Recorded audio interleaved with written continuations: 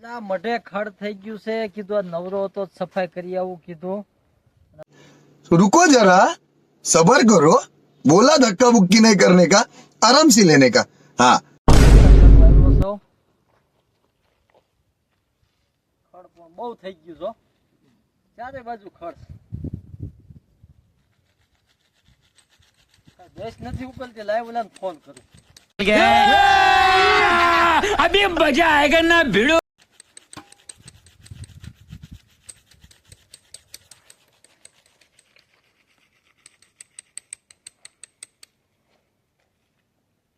હાલો હા બોલ.